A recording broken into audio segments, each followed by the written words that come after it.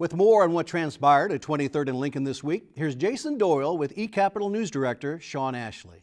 Shawn, Capitol security has been raised the last couple of weeks and will remain so the remainder of the session. What's going on? Yeah, this really affects the House side of the state capitol. A couple of weeks ago, there were two incidents in which there was applause in the gallery one day and the visitors had to be calmed down. And then the second day, there were protests that disrupted the day's proceedings. As a result, the Speaker's office has requested that the Oklahoma Highway Patrol increase its presence at the Capitol, so we have some members of their emergency response team who are here each day in case any incidents arise. Their Director of Media Relations for the Department of Public Safety indicated that the goal is to make sure that visitors to the Capitol have a safe environment and that those working in the Capitol are safe as well.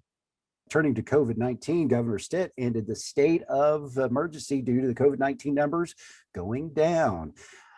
What does that mean for how the state health department will report those COVID figures going forward? We'll continue to see the daily situation update from the State Department of Health, and we'll see those numbers of new cases and that 7-day average.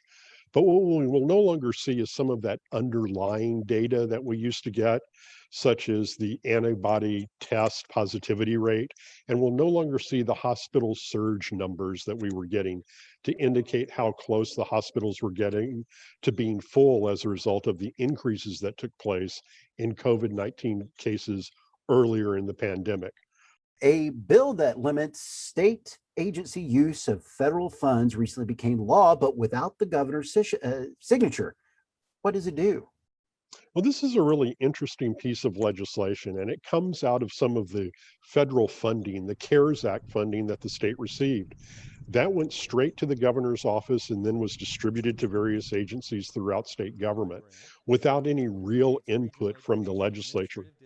What this bill does is give the legislature some input in future allocations given to the state by the federal government. And in particular, what it does is it prohibits agencies, boards, and commissions from utilizing any federal funding that would then put pressure on the legislature to appropriate additional funds going forward to either supplement or augment or continue those programs over time.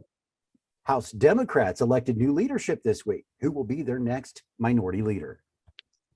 Representative Cindy Munson, a Democrat from Oklahoma City, House District 85, will be their new minority leader in the next legislature, which begins in 2023. She's the first Democrat to hold the House District 85 seat. Some of the previous individuals who have held that seat include Attorney General Mike Hunter and former Governor Mary Fallin. Shawn, as always, thank you very much. You're very welcome.